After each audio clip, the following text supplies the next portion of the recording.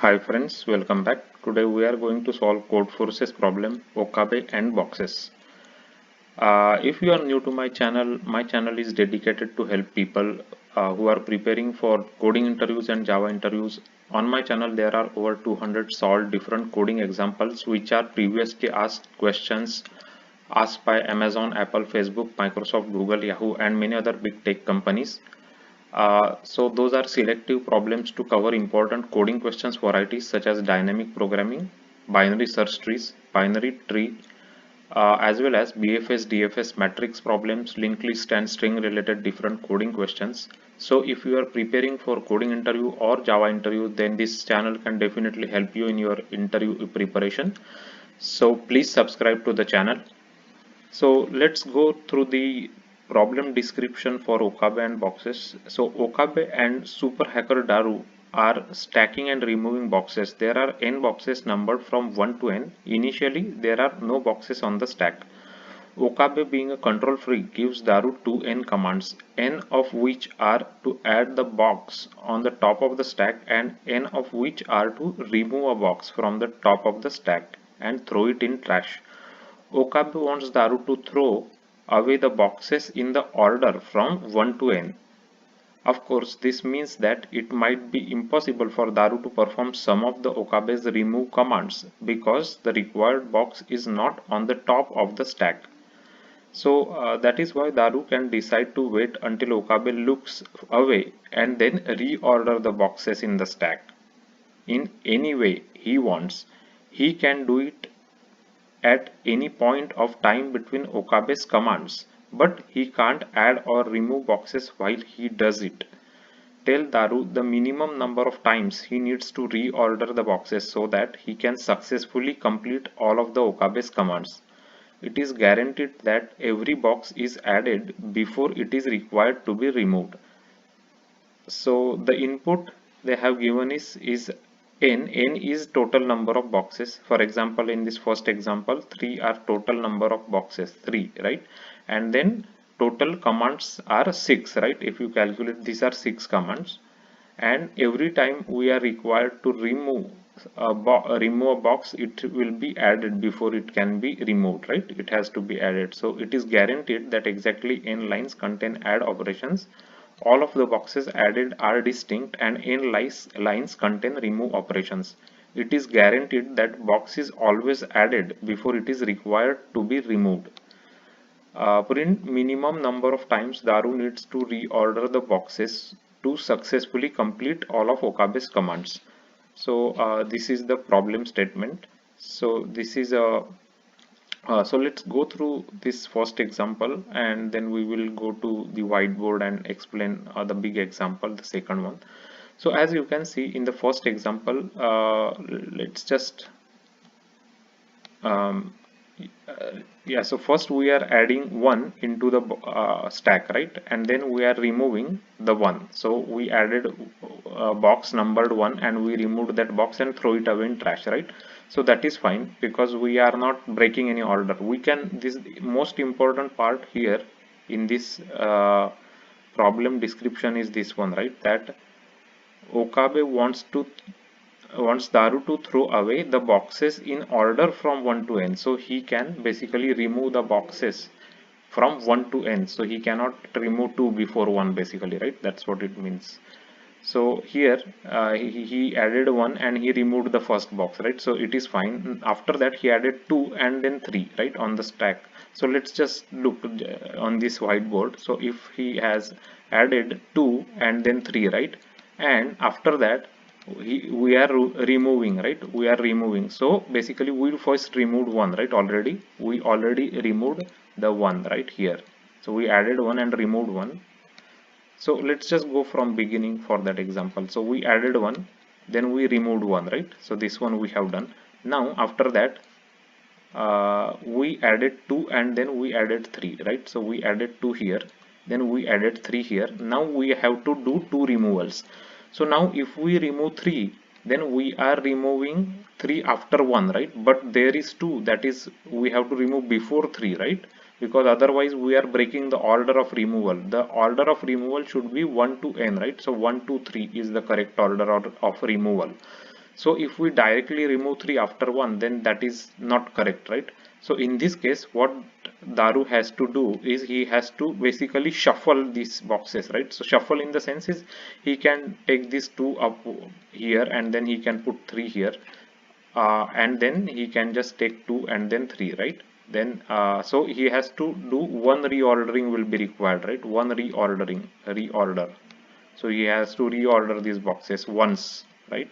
Then only he can uh, remove those boxes in order, right? 1 2 3, basically this is the order he has to remove, correct?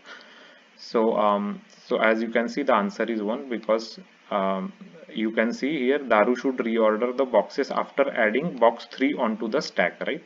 So after adding box 3 onto the stack, why? Because 3 is bigger than 2. So this is not acceptable, right? Whenever we put something, it should not be bigger than something which is already there in the stack, right? Otherwise we cannot remove that smaller number before, right? If we have a bigger number on top, correct, on the stack. So that's why he has to reorder the boxes once, basically, right? So that is the first example, so which is pretty straightforward. So let's talk about the second big example, that is this example that I already have it here on the whiteboard. So this is the same example, I took it from here. So there are 7 boxes here, and we have to find out how many times he has to reorder, right? So we will just take one variable called as current, and current will be 1 in the beginning, right? It will be initialized to 1. So I'll tell you how we will use that current. So let's just assume that this is our stack. So this is our stack, right? So whenever we have any add, whenever we have any add operation, we don't have to worry, we can just simply add it into the stack, right? So we will just add, let's say we added 3 to 1, right? So as you can see, 3 here, then 2 here, and then 1 here, right? This is how the stack works, right? So we added 3 to 1, and at that time our current is 1. Now we are going to remove from stack.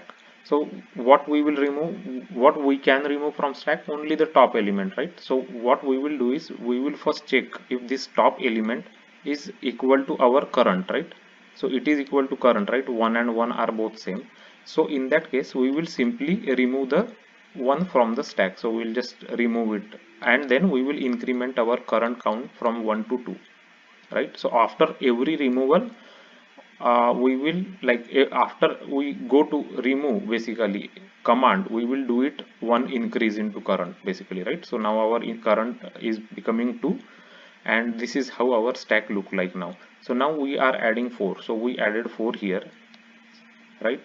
So we added 4 here, and then we are now removing, right? So now we are here remove, right? So we will again check if this 4 is equal to 2. No, they are not equal, right? Which means that we have to reorder this thing, right? Because we have already removed one box, right? So these are removed boxes, let's say this is the removed boxes, right? So one we have already removed. So if we remove 4, then we and put it here, then it will break the order, right? Because the order should be 1 2 3 4 of removal, right? Because that is given into the problem, basically. As you can see that Okabe wants Daru to throw away the boxes in order from 1 to n. So he cannot break that order. It should be from 1 to n, right? So we cannot directly put 4 here. So we have to put 2 and 3. So it means that we need to reorder this, basically, right? So what we will do in this case is we will remove everything from stack, basically. So now we will remove everything. So 4 is out, 2 is out, and 3 is out. We will remove everything.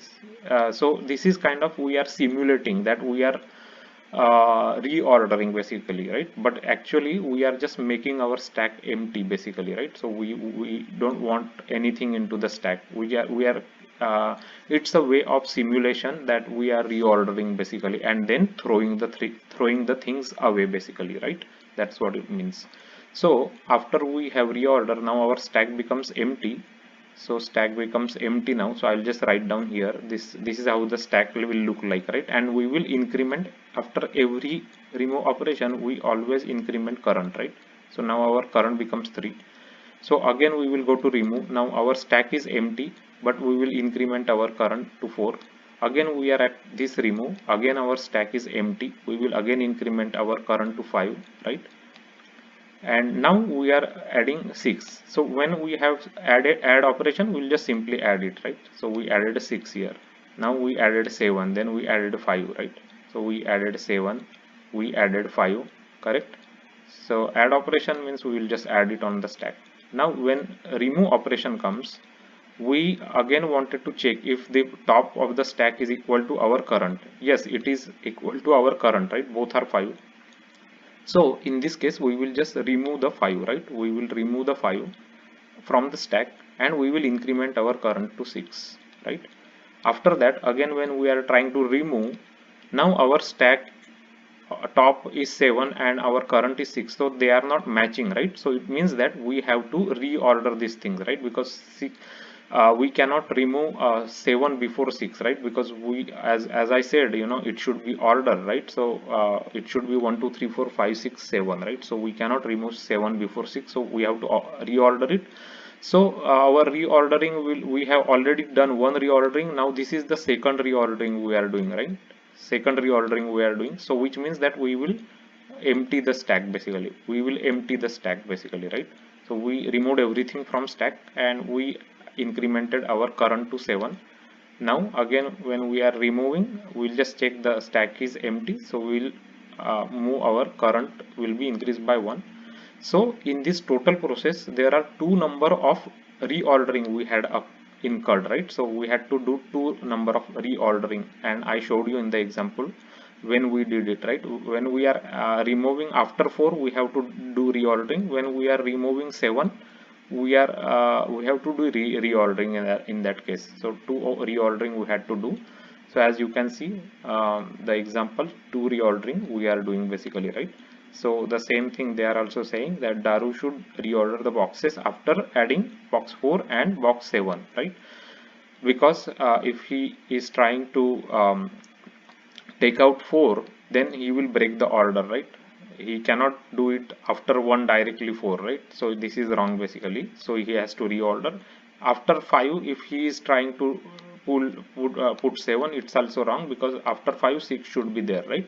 So in that case again reordering will be required. So this is the logic to solve this problem, Okabe and boxes on Codeforces. So let's look into the Java code. So if you understand the logic, then it's not very difficult. So we just put one like n is equal to 7. So this is number of boxes, right? And then input, I took it like input is equal to add and remove commands, and for add, if it is a add command, it will be number also given to us, right? What box he is adding basically, right? So input and num is these are the inputs that's given to us. I just created a stack of integer and called it a stack, and then I have created couple of variables here. Current is equal to 1. So current is the same thing, this current that I showed you here, right? And then reordering required is equal to 0 in the beginning, and num index is equal to 0 in the beginning. Num index is just to access this number, right, corresponding to add command. So add 3, then add 2, right? So that's how it should be, right? Add 3, add 2. So this is how I am just creating the reading the commands from the input here. So we will go through all the commands here, 2 times n, right? So total 14 commands here, 7 are boxes, 14 commands. So we will read the command. If it is a add command, then we will just simply push it onto the stack, right? The push the box onto the stack in case of add command, as we did, right? Add 3, add 2, add 1. We are just simply pushing it onto the stack here, right? So that's what I'm doing here. If it is a remove command, yeah, so if it is a remove command, then we will first check if the stack is empty or not. If the stack has some value, we will first check if the top of the stack is our current, right? If they are matching, then we will just remove the top of the stack element here, right? We will just remove the top element here if they are matching, right? As I said, like this matching elements, right? 1 and 1 matched basically, sorry, so 1 and 1 they matched here, right? 1 and 1 matched, like that basically, right? So so that's what we are doing here.